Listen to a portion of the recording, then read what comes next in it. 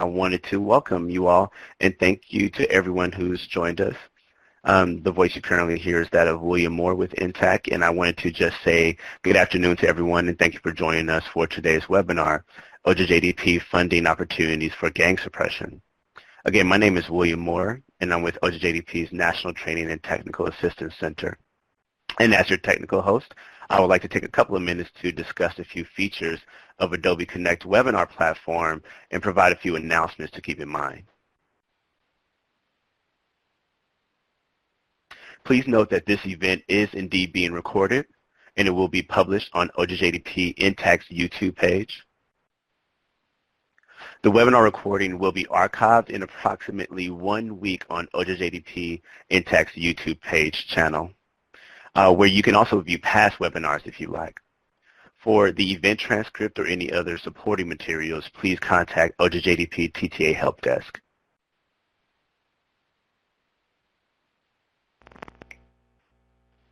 For those wishing to download a copy of the PowerPoint slides and other important documents, you may do so by locating the handouts pod directly above the chat area.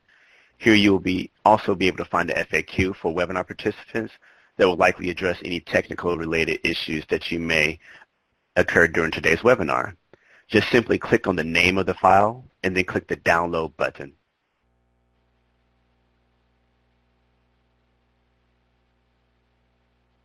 At the end of today's webinar, there will be a Q&A session where the presenters will address some of the questions that's posed during the presentation. Please type your questions into the chat box as it arises. And you all can see on your screen here, this is how you successfully enter the chat box. Thank you. And for those of you participating in today's webinar as a group, please help us take a minute to help count for today's webinar. If you could, please go into the chat window and type in the total number of additional people in the room with you today. If you are viewing alone, there is no need to type anything into the chat pod at this time. I will give our audience just a few seconds to go ahead and type in how many additional people that are in the room with you today. Again, if you are viewing alone, there is no need to type anything into the chat box at this time.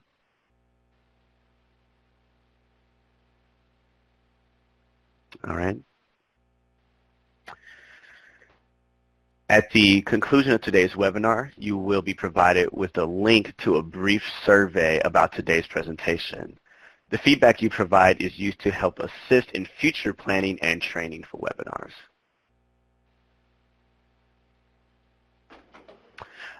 I will now turn today's webinar over to our presenter, Scott Prestige, for today's webinar. Thank you. Great. Thank you, William. And welcome, everyone. We really appreciate everyone taking time out of their Friday afternoon to be a part of this important and informative webinar. I am a senior policy advisor with the Office of Juvenile Justice and Delinquency Prevention, and I'm joined today by program manager and colleague Stephanie Rapp, as well as the director of the National Gang Center, Amina Harris. So we'll be hearing from both of those individuals as we move forward with the presentation. So, the objectives for today are to provide a general overview of our current open solicitations regarding gangs. One is the FY18 Gang Suppression Planning Grant Program, and the other is the FY18 Gang Suppression, a law enforcement and prosecutorial approach to address gang recruitment upon coming alien children. Both of those solicitations are currently open and active and close on October 4th. I will refer to these as planning and implementation likely as we move forward. The planning grant is just that, it's in the name, and the law enforcement and prosecutorial approach is an implementation grant. So if I use that term, it's referring to that second award listed there. The goal of this webinar is to highlight key eligibility and solicitation requirements, identify tools and resources for you as potential applicants, and facilitating the application process should you decide to apply, and provide an opportunity for Q&A. I do want to take a moment and talk about OJJDP's overall gang strategy.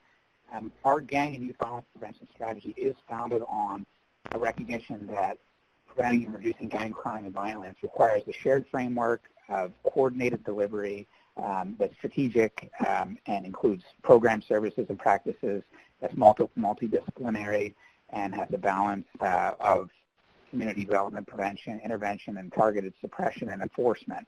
And I think that's an important piece to recognize as we do focus on these initiatives. And we'll talk a little bit more about that as we move forward. Hi, Scott. My apologies. Didn't mean to interrupt you, but it sounds like a few people are having some issues with audio. If you wouldn't mind, could you adjust your phone just a little bit closer to your mouth, and let's test your volume a little bit here. Sure. Okay, I have it as close to my mouth as I can put it. Is it not working out well? Do we have an issue still? Okay. And let's see, it sounds like people are saying that they can hear just a little bit. Okay, let me try this. Hang on. Sure, no problem.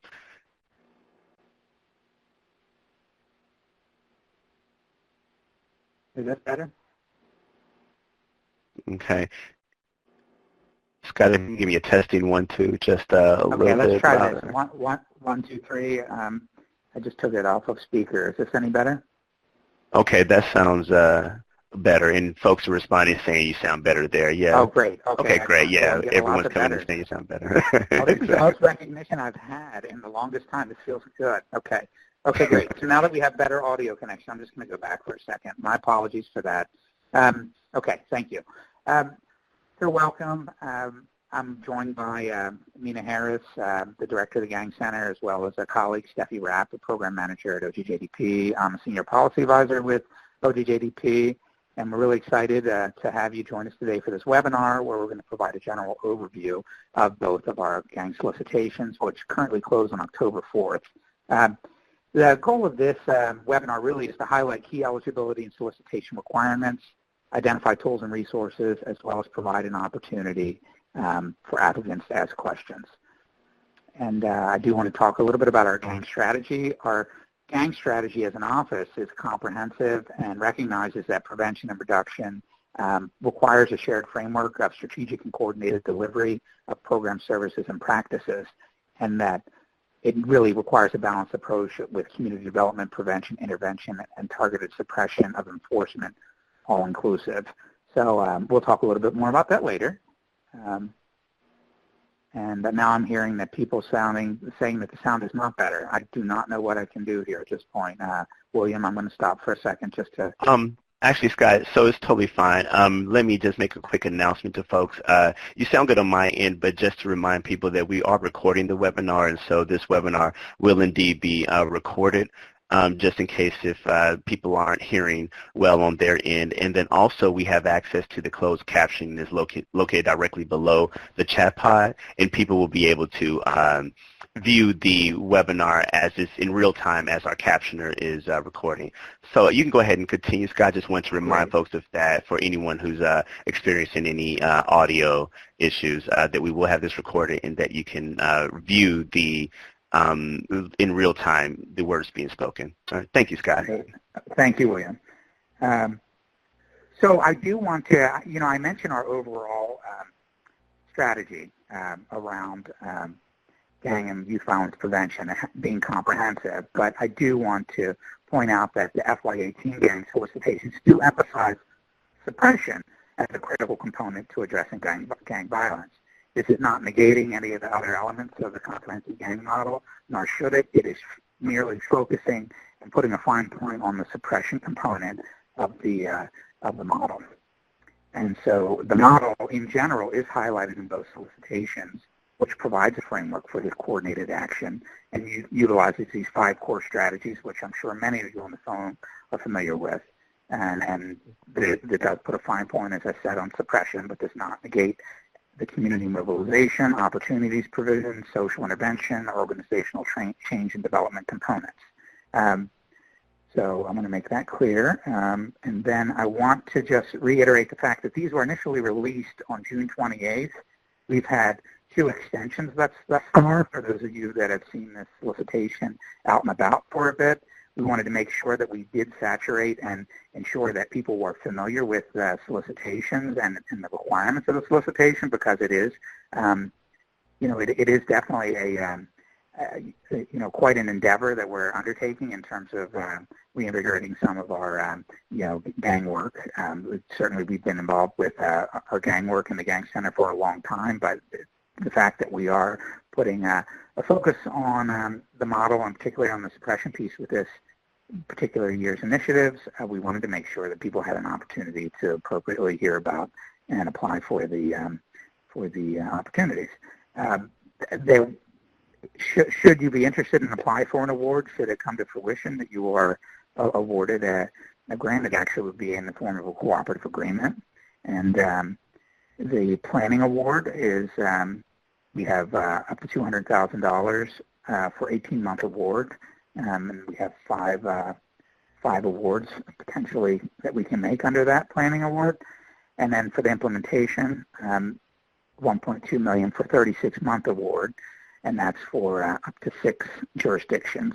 So that's $7.2 million for implementation and $1 million for planning. And we are supporting the National Gang Center to provide training and technical assistance around both of these initiatives, which rounds out our support for gangs in FY18 at $9 million. So I just want to make that clear. So let's talk about the planning grant.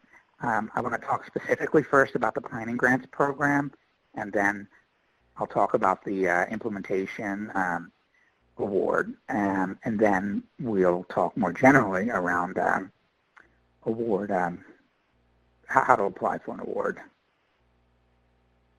So there is an at-a-glance handout, and William, I believe that we had sent this out, or is it people can access that? Is that correct?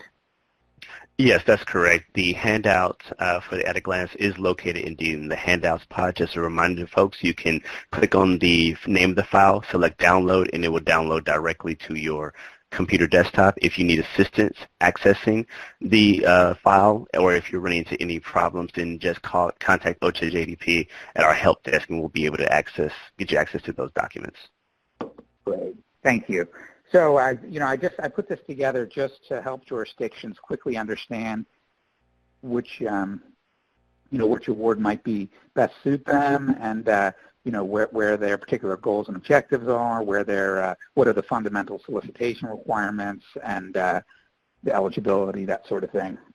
So please do look at that. I think that might just help you call through and figure out what makes the most sense for you. So now we're going to focus on the planning grant program.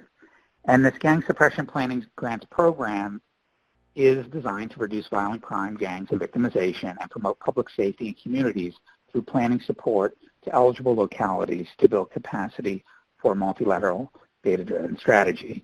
Under this planning grant program, it's really important to note that this is open to all units of local government.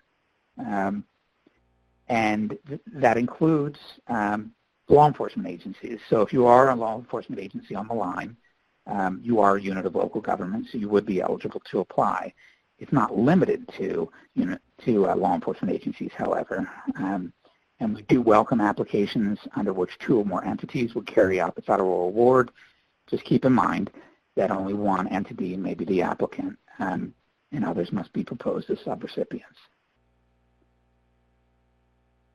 An important note is that in order to validly accept an FY18 award under this solicitation, the Chief Legal Officer of the applicant must properly execute and submit certifications and assurances regarding compliance with certain federal laws, and this is dealing with in Appendix D.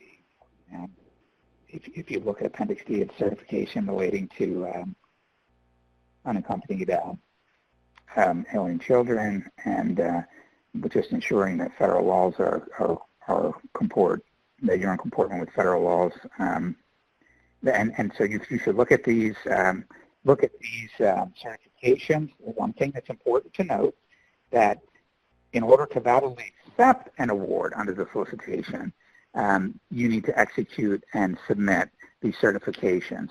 That does not mean that the certifications need to be submitted at the time of the application. I think this is an important note. If there's an interest in applying for this award, and you were, through the competitive process, found to be worthy of acceptance of the award, then at that point we would ask for those certifications, understanding that that many jurisdictions may not be compelled to sign these assurances at this point. If you feel that if you had funds potentially available to you, or you to sign these forms, if you were eligible, you went through the whole other process, then that might be a compelling circumstance for people to meet that requirement. However, I just do want to make it clear that should you choose to apply for funds under either of these solicitations and fail to provide a signed certification, then an award would not be made under any circumstances. So it's one of those things where you can apply, and without a signed certification, if you're accepted, you need to certify before you receive the award. Otherwise, it's probably not worth applying because you won't receive an award. I just want to make that clear. Priority considerations. We're strictly dealing with the planning grant. We are giving priority consideration to applicants to demonstrate it and articulate their knowledge of its local gang issue, particularly those that are impacted by transnational gangs. So we understand that this is a planning grant, so you may have some sense of where things are, but you really need to delve deeper with the data to get a sense of what next steps might be involved and how serious the issue may be in your community. So that's really the purpose of the planning grant, is around a community identifies that there's an issue. They're looking for assistance to address that identified issue. They don't necessarily know what next steps to take potentially. They have resources available to kind of assist, but they could use some additional resources to pull it all together. I think that would be an ideal, very fertile soil, if you will, for considering applying for this planning grant. So the overall long-term goals of the planning grant really is to understand the jurisdiction's gang landscape and be able to use data to develop effective gang control strategies. So you should have some data available, but it depending on how it may not be as robust as we would like, but that could be a part of your strategy should you choose to submit an application to talk about making that more robust. The goal really is ultimately it's to increase the safety, well-being, and healthy development of children, youth, and families, but it's through this very specific vehicle of understanding the landscape, reducing and sustaining reductions within the community around gun and gang violence, and preventing violence and promoting healing from victimization. Specific objectives and associated activities include this development of a customized gang suppression strategy, and that will be your deliverable, really. That's kind of the end result, is having that suppression strategy clearly outlined in terms of allowing the jurisdiction to move forward with next steps.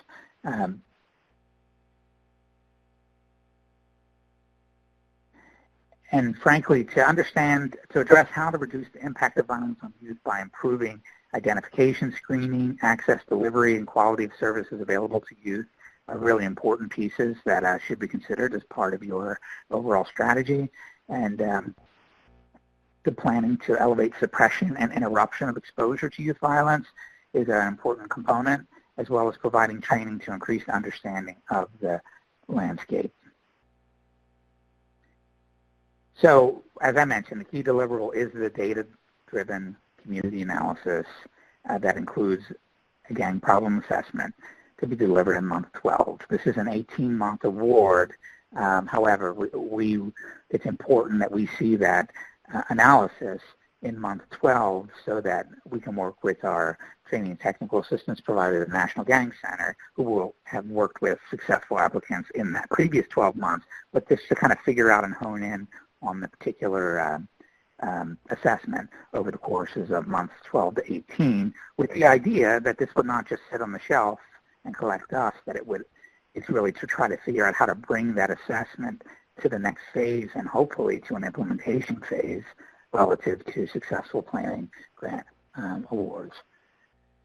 So the strategies for leadership and governance and a data collection, this initial strategy development is due like 3 months later, so it's kind of in between that 6-month period towards the end of the award. And then the final strategic plan is due to our office on month 18, again with the goal of being able to move into an implementation strategy. So specific measurable goals and objectives identified through a comprehensive assessment and analysis is important, and it needs to include a 5-year blueprint for action with specific deliverables, activities, an annual budget with funding streams and agency responsibilities, and a plan to track progress and inform needed changes to include new funding commitments and sources of program and services support. I do want to mention this, that we talk about this to identify new funding commitments. You know, that, you may or may not have a sense of what that looks like right now, but that will be not something for the submission of this planning grant. That is something that over the course of, if you were successful in applying for and receiving funds, that you would be able to address post or as a deliverable of this planning grant. So I just want to make it clear that it's not the intention that you would have a have these funding commitments identified as part of the submission of your application under this planning initiative.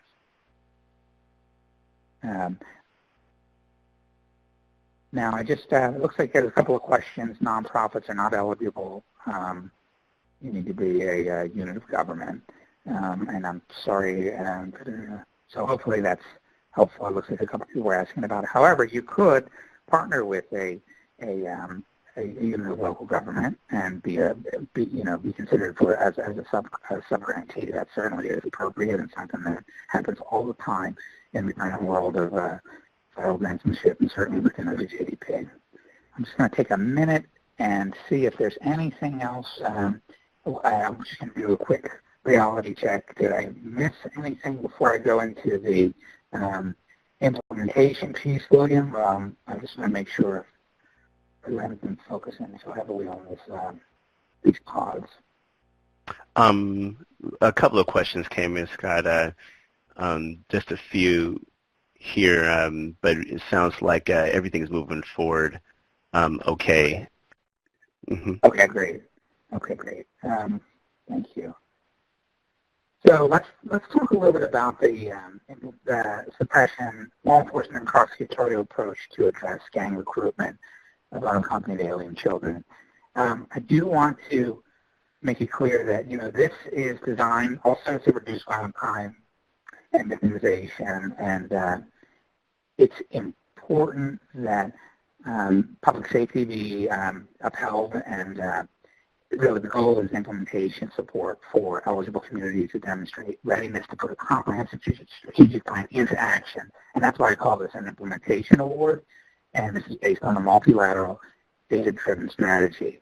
And I do want to make it clear that, and you may have seen this in the solicitation, but one of our primary concerns is that unaccompanied alien children are very prone to being victims within, whether it be human trafficking or other sort of activities that render them as victims. And so that's an important component that you can consider as you consider applying for these, this particular initiative. I just want to mention that. And this eligibility for this, for the implementation award is limited to law enforcement agencies. And so if there was a particular mayor's office that had an interest in applying, certainly they could reach out to their chief of police and see if they had an interest in, the chief of police wanted to submit, she or he wanted to submit an application in, of course, in conjunction with the mayor's office, but it would be that police department that would be the eligible entity or applicant.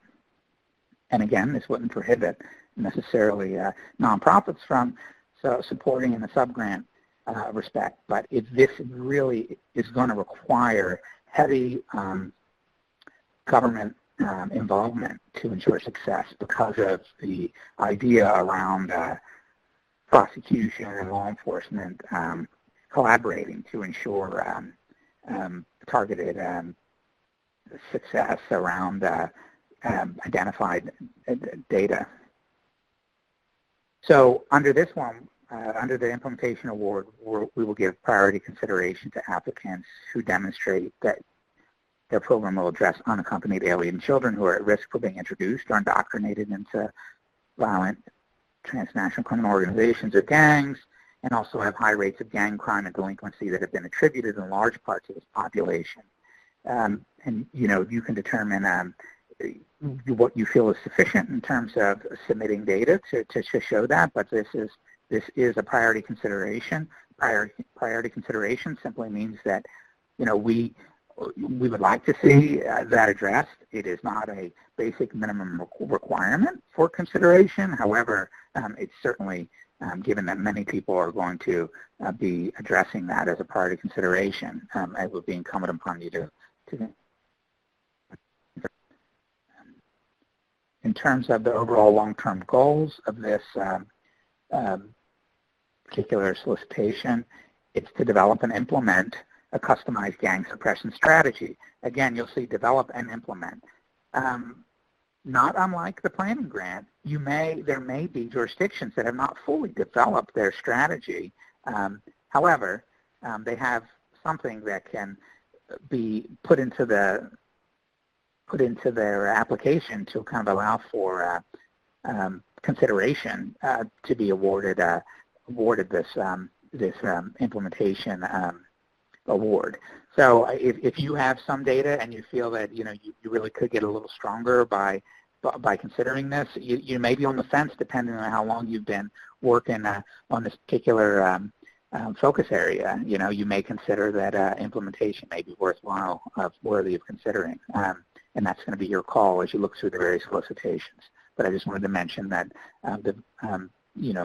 it's about development and implementation. Implementation being the key word, but not the sole word. And to share gang intelligence data with other law enforcement agencies is going to be an important piece. You have to have a willingness and an ability to share that data in order to appropriately address this. And then if we could focus on the next slide is really preventing violence and promoting healing from victimization. That's an important piece that's going to be important throughout both of these solicitations. Specific objectives.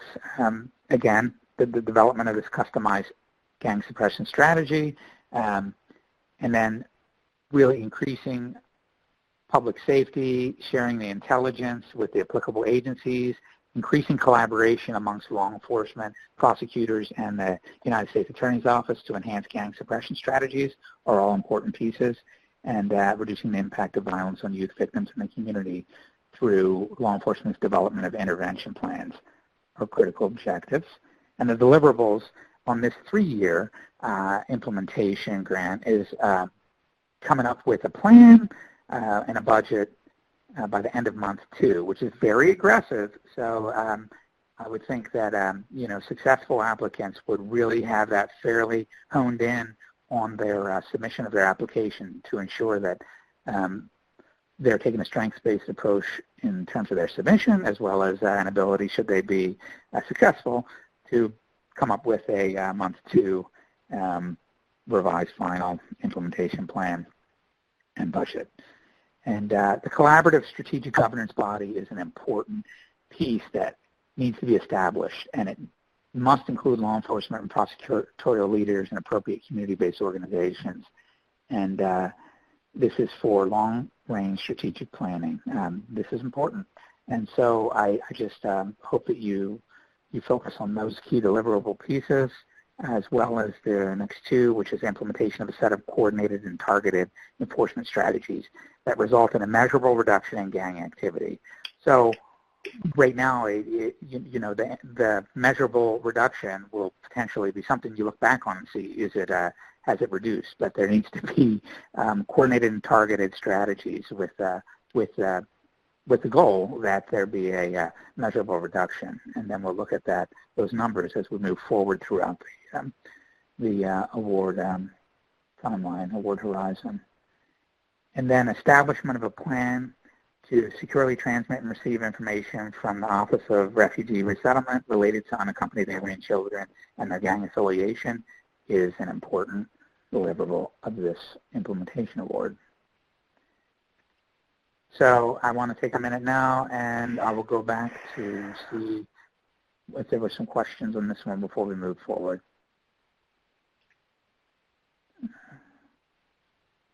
Okay, so I see there's a question here that why is there only concern for illegal or unaccompanied minors? Is our community, so why is there only concern? There's not just only concern for illegal or unaccompanied minors. There's an understanding through some recent data and research that unaccompanied alien children are more susceptible for being victimized and being exploited. And so this is, frankly, a comprehensive collaborative approach to kind of address that focus. That's a key piece of it. And this is just a kind of a first run. I think that we will learn some things as we move forward through this first cohort of implementation awardees, as well as our cohort of planning grants, to kind of see what we may hone or focus on to kind of move forward. So hopefully that answers your question. If we need further clarification on that, we can always provide that post webinar. Are public schools eligible as lead applicants? They would be eligible as lead applicants on the planning award. If the public school has a law enforcement entity, which some public schools do, they would be eligible under the implementation award, because the implementation award requires a law enforcement agency as the lead applicant. So hopefully that answers that question. But yes, public schools are considered a local government entity for the planning grant. And they are but they're just not eligible under the implementation award. Did I miss any questions in tech?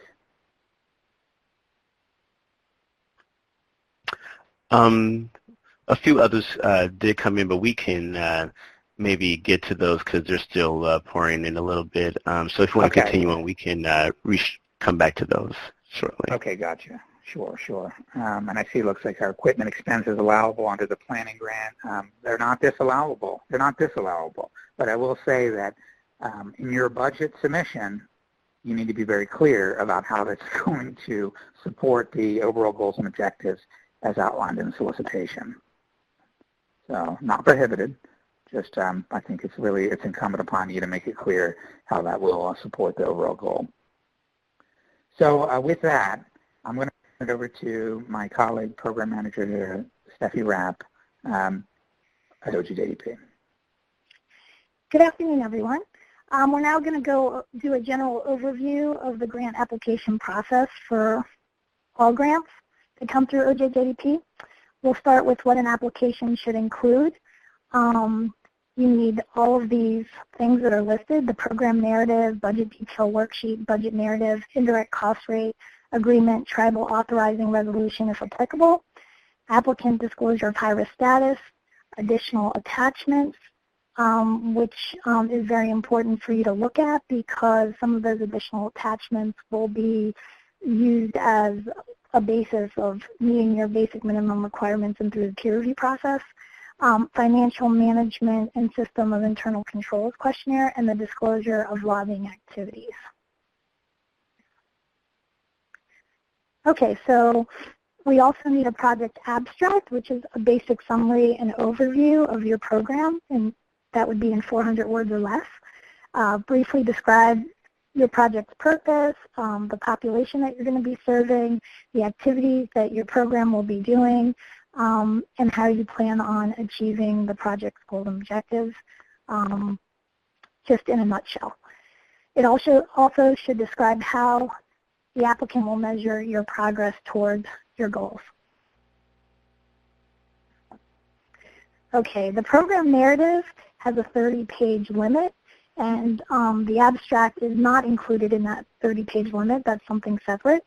And in the program narrative, you need these components: the statement of the problem, goals, objectives, and performance measures, project design and implementation, capabilities and competencies, and your letter of support and MOU, which we will go over later. Those are also very important because this is a multi-strategic approach. You're going to need your stakeholders and strategic planning partners in these applications to sign on and really explain in detail how they're planning on participating with you. So we need the MOUs and letter of support. Okay, so in looking at the statement of the problem, you should briefly describe the nature and scope of the gang problem that you see in your community and what prompted you to apply for this application. Applicants should use data that you have to provide evidence that the problem exists and demonstrate the size and scope of the problem and document the effects of the problem on the target population and the larger community. Applicants should describe the target population and any previous or current attempts to address the gang problem that you have in your area. Goals, objectives, and performance measures. Applicants should describe the goals of their specific proposed program and identify the objectives. Performance measures are listed in the solicitation, so you don't need to come up with your own performance measures. And OJJDP does not require that you as applicants submit your performance measurement data with the application. Okay, goals, objectives, and performance measures. Performance measures are included as an alert that OJJDP will require applicants to submit specific data as a part of the reporting requirements. So from the performance measures that we have in the grid in the solicitation, everyone will need to collect data and need to explain that they have an understanding of how to, and explain to us how they're going to gather that required data and how you're going to, that you're willing to submit to OJJDP. Project design and implementation. Applicants should detail in this section the project and how it will operate throughout the funding period and describe the specific strategies that you, the applicant, will use to achieve your goals and the objectives that you identified in the application. Capabilities and competencies. Describe the experience and capability of your organization and any contractors or some grantees or your partners that may apply with you, how you're going to implement and manage your program and your effort and its associated federal funding. You want to highlight the previous experience implementing projects of this magnitude and size, and maybe of similar design to show that you're capable of executing this kind of program. Describe how you meet the qualifications outlined under the priority considerations and project-specific information for the solicitation, whichever one that you may be applying for. Great. Thank you, Stephanie. I just do want to talk a little bit about the letters of support. For the planning grant, this is specific to the planning grant. It's a requirement in the solicitation as outlined to submit signed letters of memoranda of understanding that document the scope and nature of each stakeholder's commitment to collaborative work proposed. And so they're going to be evaluated according to the terms and strengths of the commitments and adherence to the representation on page 7 of the solicitation. And really, you will determine what that looks like. I think that's going to be an important piece for you to take the time and make sure that you're, that you feel that you have the appropriate team and the group for the planning grant. In terms of the implementation, at a minimum, an MOU must be articulated between the law enforcement agency applying for the funds, that's the legal, the eligible applicant, as well as an MOU between that law enforcement agency and a prosecutorial agency. And a letter of support from the U.S. Attorney's Office is also required for purposes of meeting basic minimum requirements in response to this solicitation. And so letters can be addressed to the administrator, submitted as part of your submission, as by the due date with the full application. You don't have to send separate letters. It should all be contained within the process for submission that Steffi's going to talk about in just a few minutes. The other thing to mention is, well, Steffi, you want to take on this? Sure, Scott. All right. So the budget narrative should thoroughly and clearly describe all categories of expenses that are going to be listed in your budget detail worksheet. And we obviously expect that your budget and your itemized expenses will be cost-effective and allowable according to the OJP Financial Guide and complete. And applicants under those solicitations should set budget funds to support as many as 4 staff for travel to attend 2 to 3 multi-day national grantee meetings and workshops in Washington, D.C. This is directed by OJJDP, and that includes approximately $2,000 per person. This is for training and technical assistance and group meetings where we bring all of the sites together.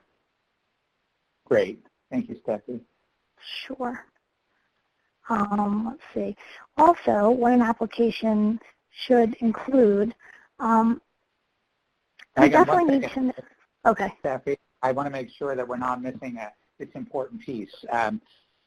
That for the planning grants, it is clearly identified in the solicitation that $50,000 be set aside, and so for the training needs, and $120,000 or 10% of the award for the implementation. So it's just, that's very critical that there may be, and I've seen it in the past, where applicants may say, you know, I'm not sure I really need that technical assistance or that training. I'm not sure that I think I want to use more of the money in-house to focus on the issue because I know what the solutions are.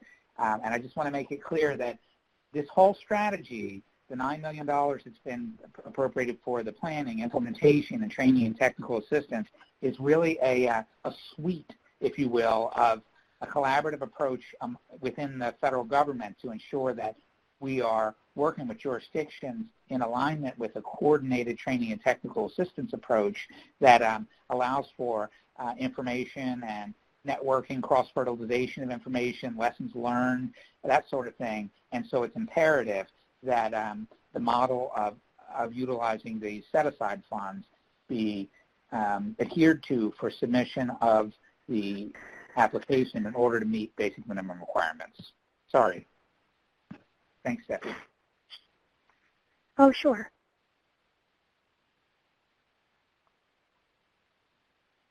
Okay, so OJJDP requires that we gather information on your proposed sum awards and on your proposed procurement contracts, if applicable, your indirect cost rate, your tribal authorization resolution, your disclosure of high-risk status, and your financial management and systems of internal controls questionnaire. And these are all basically standard questions and attachments that have to be added to every application in OJJDP. The additional attachments that we mentioned earlier are as follows: the logic model, a timeline, resumes of all key personnel, and job descriptions of outlining roles and responsibilities for all key positions. This is really important because, as I think Scott and I both mentioned, that these additional attachments will be used to make sure that your application meets the basic minimum requirements and will be looked at during the peer review process.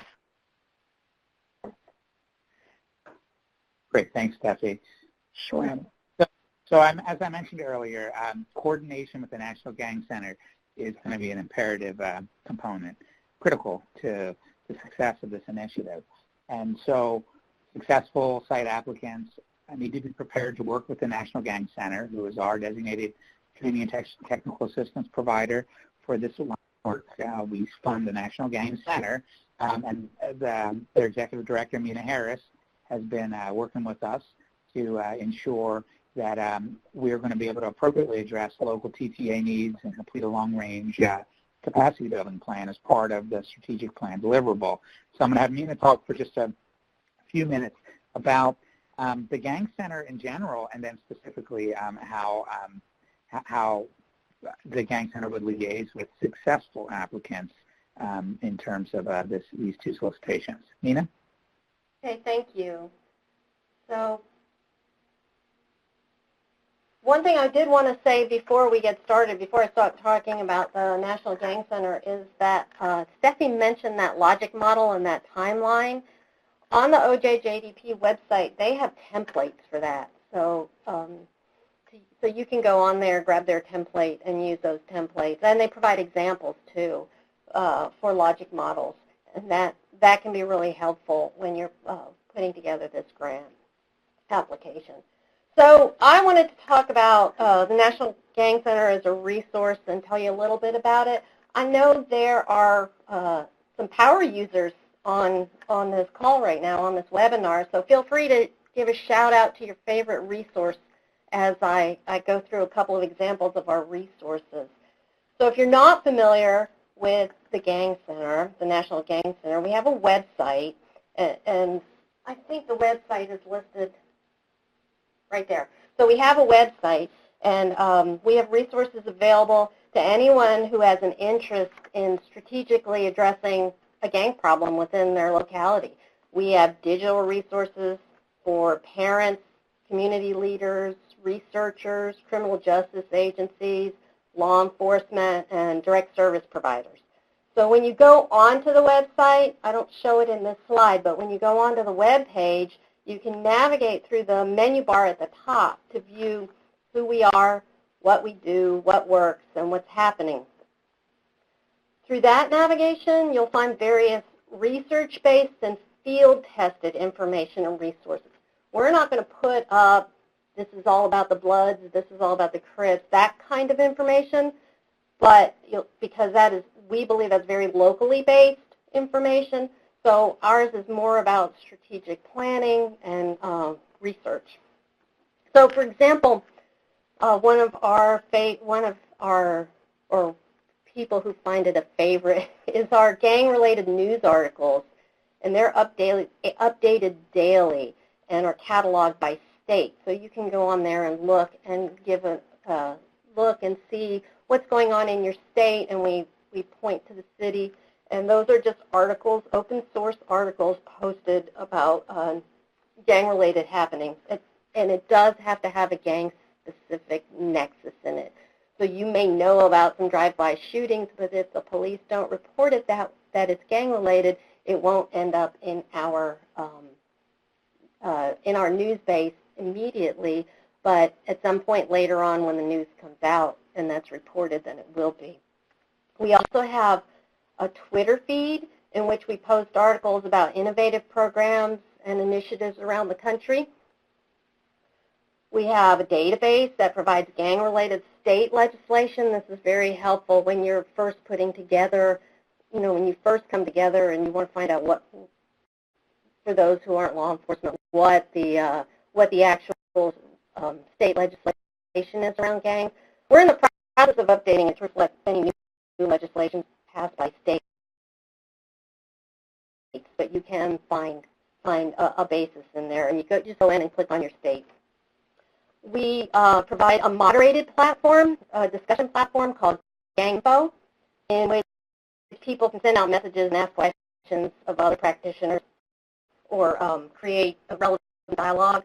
So this is not a law enforcement sensitive platform for communication, but law enforcement does use it. We provide information for, again, we provide information on our website on how to conduct a gang assessment, strategic planning around gang initiatives, and ways to inventory local community assets.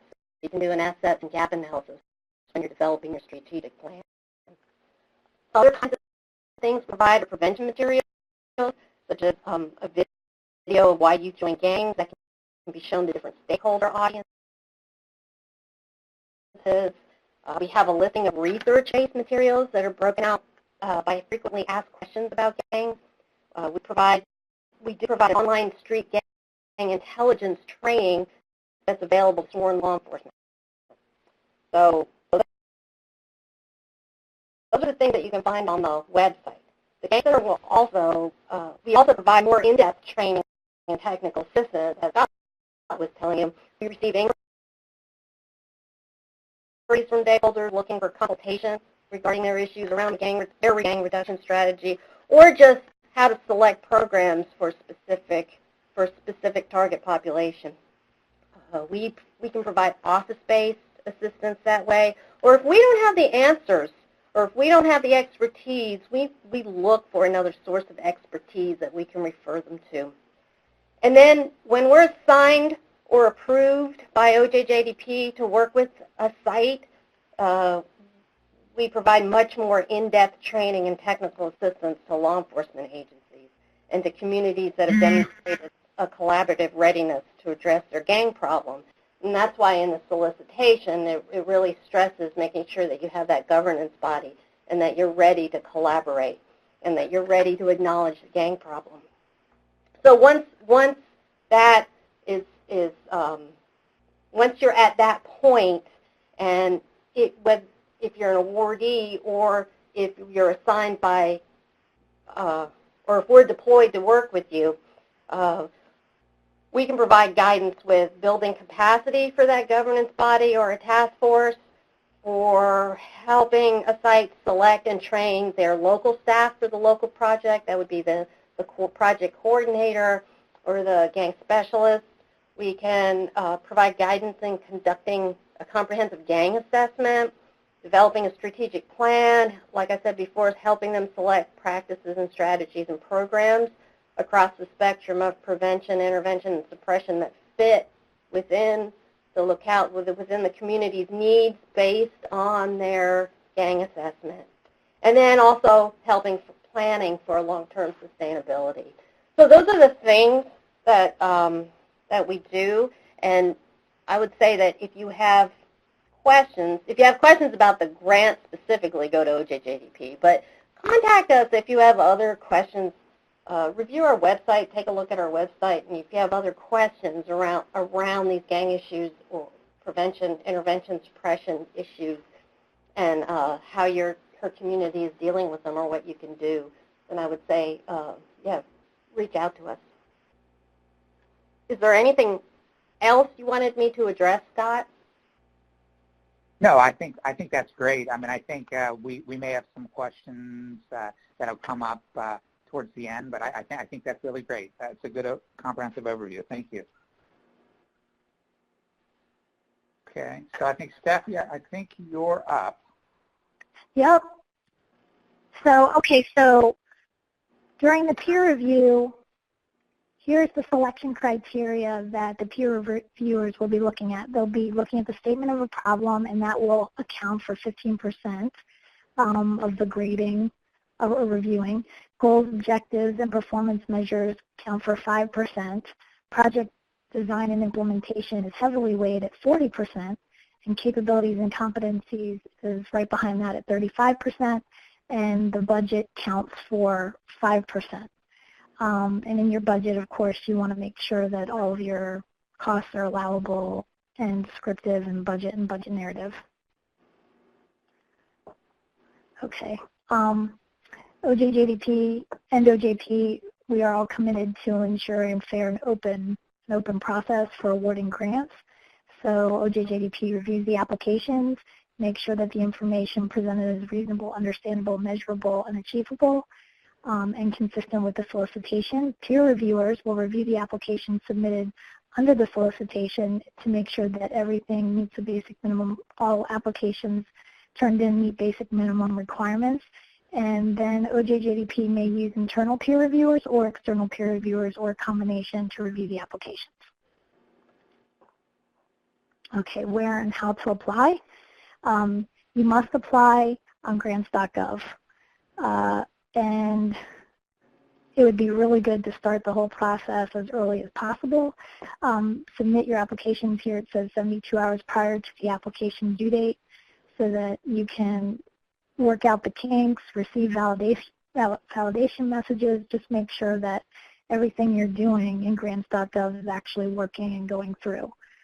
Late applications are not accepted unless there's a problem with grants.gov or on our end of things. A problem with grants.gov on the applicant side, like a lack of a DUNS number, will not result in a waiver to submit late. So OJJDP encourages all prospective applicants to sign up for grants.gov email notifications regarding the solicitation, and you'll be notified if anything changes.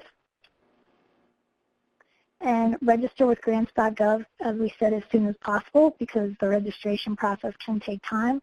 Every organization who applies needs a DUNS number. If you don't have one, please get one as soon as possible. All the information there is on the screen. Applicants that experience technical difficulties during the process. On this grants.gov page, at least that gave everybody some time to write down the phone number and all of the information that you need to get extra support if you have a problem with grants.gov. And now I'm going to turn it back over to Scott. Awesome. That was a nice segue there. I like that. I do want to mention, it would look like this is why we have these opportunities to engage. There was a question around the MOU for the implementation award, and I mentioned that a letter of support was required with the U.S. Attorney's Office. That was in a previous iteration of the solicitation, but the current solicitation that's posted for the implementation award states that the coordination between the U.S. Attorney's Office must be demonstrated, but it does not require a memorandum of understanding. So I'd like to thank the inquirer about that, and I will update these slides to reflect the fact that it's not a requirement. It is a consideration. I mean, coordination must occur, but it's not required that it be in form of an MOU as part of the submission for this application. Okay, so where we're back at, sorry about that, I got a little off track. We're back on resources. So these are the solicitations, where you can find them. Pretty cut and dry. October 4th is when they're due. I think there's ample time, should you have an interest, to consider applying. There's a resource on grant writing tips that our sister agency at the Bureau of Justice Assistance has put together. The Department of Justice Financial Guide, if you have any questions around that particular piece, financial-wise. The National Gang Center, an excellent resource. I think at this time, we're going to open it up for questions and answers. And I'm going to ask that NTTAC assist us a little bit to see what we may have missed. Yeah, sure. No worries, Scott. And so we do have a couple of questions that have come in regards to just overall questions for the solicitation. And forgive me if you all may have addressed this already, but it looks like someone did ask, when does funding become available in the grant, if the grant is awarded? Oh, sure. I believe we have the date of April 1st, but I'm going to pull it up right now.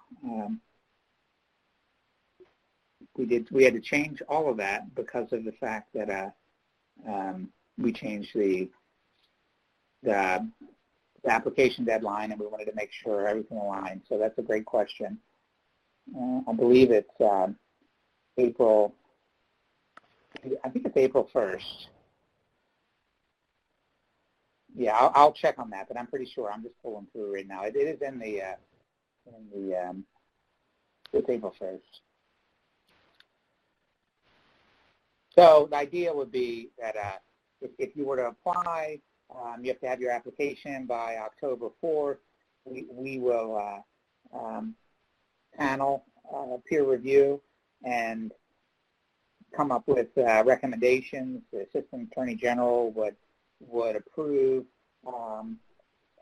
any awards, and then we would make, there's a lot of process that has to go through in terms of making the awards. So that it really gives us an opportunity to get things in place It allows an opportunity for us to work with the TA provider to anticipate some of the modeling and of sites that are ultimately chosen through the competitive process. That will allow us to really have the infrastructure in place to maximize success. Did you have another question? Great. Thank you, Scott. And it looks like that it is confirmed that that date of April 1st is there, and I believe it's on page 12 Okay, great. in the RFP there. So thank you for that confirmation. And it looks like someone did want to know maybe what exactly counted as evidence of coordination with the USAO for the application. So I guess what counts as evidence of coordination, if you want to go over that. Sure. I think that's really, ideally, in my mind, I think that, if you are able to procure some sort of letter from the U.S. Attorney's Office, that would be an excellent demonstration that you're communicating at the very least, and that maybe there's some planned or proposed coordination should this, award be accepted. So that's one approach. If potentially your jurisdiction hasn't been coordinating or wants to coordinate more with the U.S. Attorney's Office to use this as an olive branch to kind of get that information and work through in some sort of way, whether it be having a conversation and incorporating that into your narrative, or, if you wanted to evidence it through some sort of letter of support, however you choose to do it, whatever makes sense within your jurisdiction, and every jurisdiction is different, but I just do want to underscore that it's not a requirement that you submit a memorandum of understanding. Okay.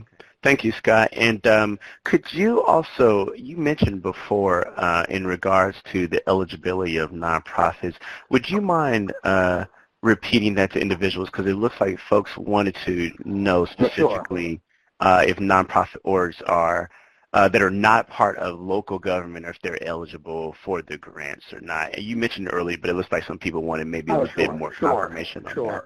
Okay, so nonprofits would not be eligible as an applicant. Applicants under the planning grant are required to be units of local government, and applicants under the implementation award are required to be law enforcement organizations, and that's also, that's a very specific unit of local government. But I will say that nonprofits could come into, let's say you had a real interest, you're working in your community, and there was a real interest in supporting or standing up a planning initiative in your community. You could go to a unit of local government, whether it be the mayor, the town, that it could be the chief of police, that's a government agency, and you could go and work with them and say, listen, I'm really interested in standing up this comprehensive planning strategy around suppression. And I would think that it would require that you as a nonprofit have some real, you're already in that space, so to speak, and you will be able to proactively communicate to that government agency what the value added would be for you kind of partnering with them on an initiative, but that if you can articulate that to them and get them onboarded with the idea that ultimately, you could work with them to develop the response to the NOFA, but ultimately it would be that agency that would be submitting it. It would not be you. It would be the government entity, because ultimately the government entity is the entity that's responsible. They're the eligible applicant. They're the ones that are responsible for the fiduciary role and responsibility fiscally of adhering to the special conditions and all of the budgetary requirements under the OMB circulars. So that's going to be really, really important that you understand that there's I would imagine that it would be a stretch for a nonprofit organization to knock on the door of a governmental agency and sight unseen saying, hello, I'm so-and-so, and then try to get all of that stuff up to snuff and get that kind of relationship and trust and understanding and apply for an award prior to October 4th. However, it may be the case that you're in the space working closely and have the connections already, and then you just have that conversation and say, I'm really interested in helping make this planning grant a success or this implementation grant a success. I really would like to be a part of this, and here's how I envision it. And if they say this makes sense, I could see that, then you work with them, but ultimately you would be a subrecipient, not an applicant, and they would be responsible. So it would require a fair amount of trust, and the underpinnings have to be pretty strong in order to get to that place. But it is very typical in the grant world that we work with organizations that have subawards of this nature. So it would not be considered an eligible applicant. It would be a subrecipient under the eligible applicant, nonprofits that is. Okay, great. And it looks like the participant did say thank you for answering that question there.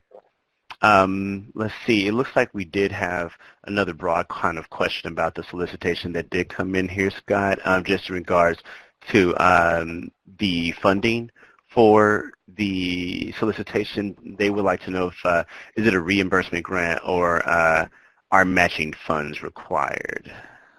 No matching funds, and it is reimbursement in the sense that you submit your expenditures through the system. You may be able to. Frankly, it's been a little while since I've utilized our financial system, so I don't want to say for certain that it's a reimbursement basis, but so let me get some clarification on that, and we'll work through you as NTAC to get the response out.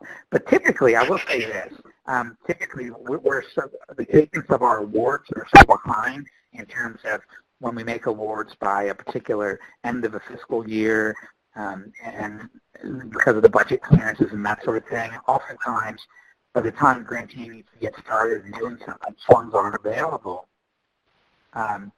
until it is really basically it's a reimbursement basis for them. But this will be a little different because of our April 1 start date. We'll have the chance to have final budgets cleared and everything. So I think that we should be you would be in a position where you would be able to draw some funds.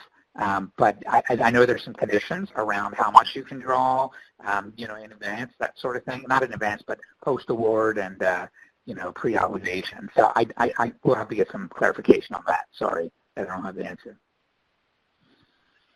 Okay, thank you, Scott. And just I can say, if you want, that there are times when you can get money drawn ahead of time, but that just requires, basically there has to be an ask, and some awards allow it and others don't. So we would just have to see what this award is, what we're allowed to do. Right. Great. That's good point, Steffi. Thank you both. And so it looks like participant wants to give maybe a little clarification if the Attorney General is required for the planning grant. Is Attorney General required for planning grant? We may need to ask the participant. Well, go ahead. I'm sorry, Scott. Go ahead. Oh, no. I'm just saying Attorney General, are they looking for a sign-off for their state's Attorney General? Yeah, we can maybe ask the participant if they could maybe clarify That'd be their great, question a little bit, and we'll come right back to it. I think it's likely that the U.S. Attorney's Office. It's potentially, I'm going to take a shot at this, that the U.S. Attorney's Office coordination piece is a requirement under the implementation award, and that's it's coordination. Showing coordination is a requirement, but it does not necessitate an MOU, as I previously stated, but it does not. And then I think they're asking, is that the same? What's the coordination with the U.S. Attorney's Office on the planning grant? And again, it would require. Go back to the slide on that.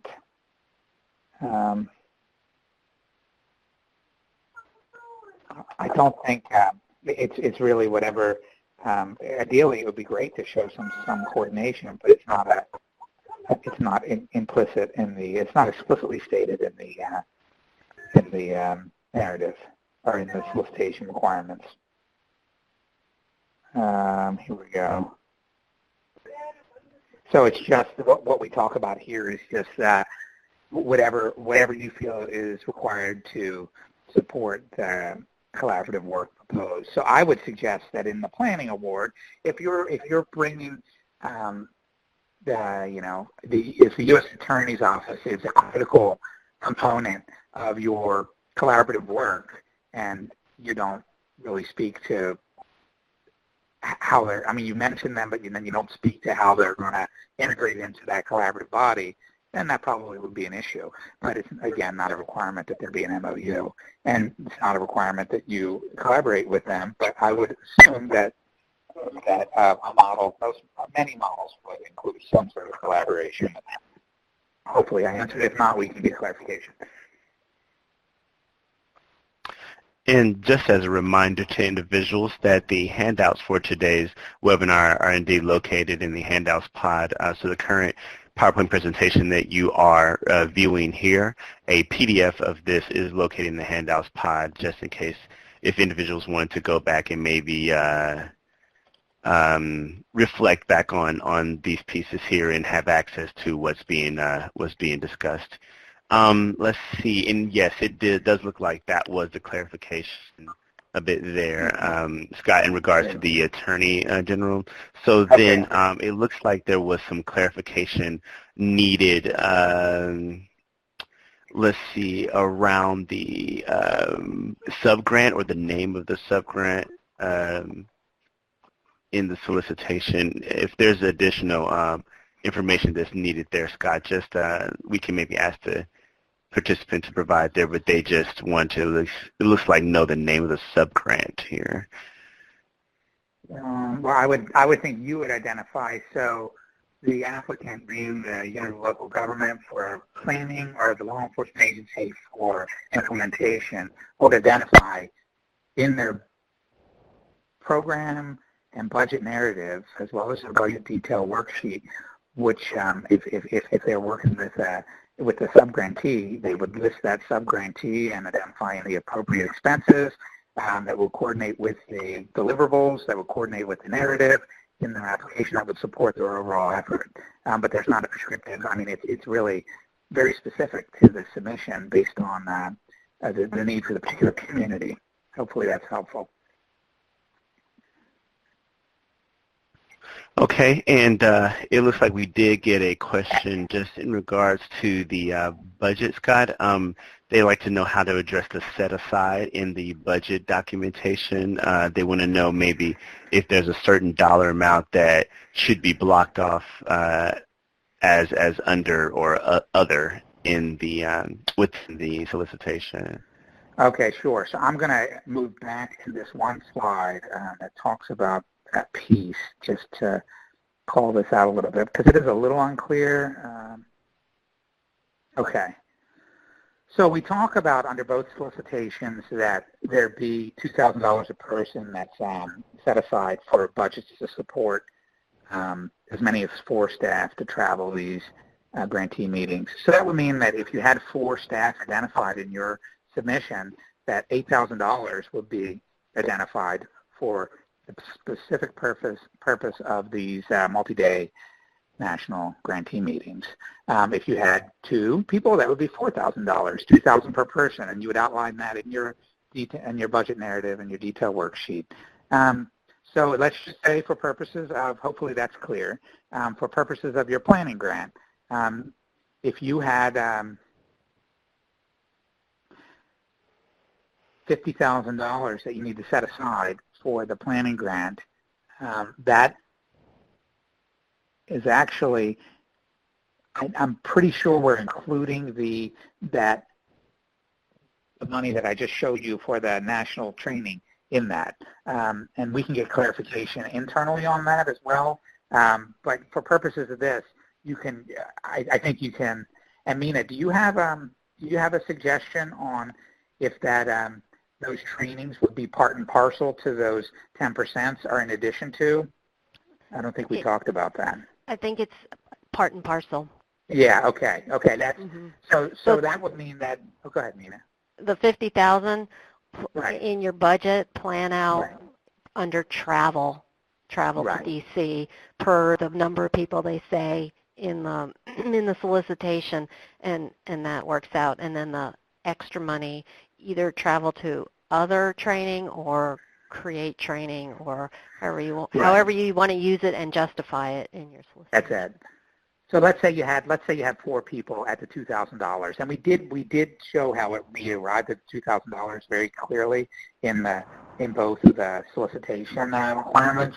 So you could just use those numbers. Let's say you had 4 people, that would be $8,000 under travel, as Nina said, and then you would have $42,000 that you would, I potentially, we wouldn't know how much of that would be, probably not a whole lot of travel. The $42,000 would be training, and we could, maybe you put a TBD for now, because the idea is we're really going to be identifying what that's going to look like. I mean, if you want to elaborate on that, please do. But I think that part, but you need to identify what your intention would be, like what your goals would be with that with those training dollars. It needs to be substantiated in some form or fashion. I agree with what you said, and maybe a further clarification in the FAQs afterwards about whether those training dollars are for creating training for community or steering committee, or actually sending law enforcement out to additional training, gang-related training, how they want to address that. I mean, but the goal in us having the set aside was to ensure that there would be adequate support to ensure that your collaborative and your law enforcement agencies, that you would be able to get where you needed to get to. Because, you may not have all the resources on site, which is the very reason you're on this call today, and the very reason you have an interest in applying under this, one or both of these solicitations. So we will get some guidance out on that. But hopefully that's a little helpful. So again, the same for the implementation on the law enforcement prosecutorial piece, it's up to 4, and then so that would be just 8,000 again out of the 120,000, and that's a much bigger chunk. But it's also going to require many more, probably more numbers within multiple organizations in order to get that systemic implementation piece to where it needs to be. But again, that's going to be contingent upon what your jurisdiction's needs are and how you identify your priorities. Okay, hopefully that was helpful. Thank you, Scott. We have about 8 minutes left, and so we did get a couple of few questions in that maybe are our last remaining questions. And just as a reminder to folks that, of course, you can reach out to OJJDP by contacting the help desk if you have maybe additional questions that you weren't able to ask during today's webinar, or if there's any follow-up that you would like, and I'll be going over that shortly. But really quickly, Scott, I wanted to provide you just 2 questions back-to-back since we have just a few minutes remaining. One, individual wanted to know about the eligibility of an LLC. So they wanted to know if, say, an LLC, an educational services organization that may be a profit organization, if they are eligible for the solicitation. If under planning, it's required that the eligible applicant be a unit of local government. So I would imagine that an LLC that is in the educational field may work closely with school boards, departments that are units of local government. So they could work with that unit of local government that they currently consult with or partner with. They could work with them to encourage that unit of local government to apply, but the LLC themselves would not be considered an eligible applicant. However, they could be a subrecipient or subgrantee under an eligible applicant that is the unit of local government. Or that's for planning, and then for implementation, if it's a law enforcement agency, for implementation, it would be required that they work with the eligible applicant, which is a law enforcement entity. Okay. Thank you, Scott. In the last few questions here, in the remaining few minutes that we have, one individual, they wanted to know what was the section in the actual budget documentation that they would put remaining, I think it's $42,000, and how would they communicate the money is the set aside, and then finally someone wanted to know about the letters of support, if they are included in the 30-page limit. Letters of support are not part of the 30-page limit. They're considered an attachment. So that's they would have plenty of time to write in addition to their letter of support. So not included, not part of the 30-page limit. In terms of the 42,000 piece, what I would do, I would consider people to do, because we are looking at a solicitation that we put out, and potentially we should have had a little more time in terms of identifying and clarifying that particular piece. I would put maybe 42,000, and then you put training under training, and then you put maybe some language that's specific to the solicitation. It says here, because we make it clear in the solicitation that during the project period, successful program state applicants should be prepared to work with our TA provider, which is the National Gang Center, to assess local needs and complete a long-range capacity building plan. And that's really, we talk about, that is really part of the set-aside. So we won't know exactly what that piece looks like. So I would take and put the remainder amount under training and just say per, in your budget narrative, put per solicitation, this is being set aside to support local training needs to be defined should an award be made available. Now, that does not limit you, though. If you have, that's for your budget detail worksheet, mind you. If you have in your narrative ideas of how to utilize training, some of those training funds, I think you should identify those in the narrative, certainly, because I think that'll help drive you to be a successful applicant, and frankly, it can even help identify how prepared you are for that particular piece of or that endeavor. Hopefully that's helpful. Okay. I think that is a yes. Yeah, they may respond back a bit later. So it looks like we have about 4 minutes left, and it's okay with you, Scott. I want to just go over a few last-minute housekeeping slides for everyone. Please. Okay, great. Thank you. So again, I wanted to thank everybody for today's presentation, especially to our presenters, Mina Harris, Scott Prestige, and Steffi Rapp. Thank you all so much for providing an opportunity to present this solicitation information to our audience today. Just as a reminder to folks that you may contact OJJDP NTTAC through the website displayed on the slide here. You can also stay up to date on the latest information by signing up for OJJDP's TTA listserv. And also, don't forget to like us on Facebook at OJJDP TTA. And then also, again, if you all would like to contact OJJDP's Help Desk, please contact us through the following information that's currently displayed on this slide. Again, I know we ran into a couple of audio issues with folks, but fret not. Please know that we did record today's webinar, and we will have it available on YouTube for you all to review at a later time. And just also a reminder to folks that the slides are in other important information is available in the handouts pod, where it can be downloaded now. If you're experiencing any trouble, please contact the help desk, and we can help provide you all with any supporting related materials. And just as a final reminder, if you all could please provide, just take about 5 minutes to provide us feedback on today's webinar and let us know if you have any questions and if you all need any assistance for in the future and how we are doing with our webinars and our evaluation and our training. Again, thank you all very much for attending today's webinar. Have a great afternoon. Thank you very much. Thank you.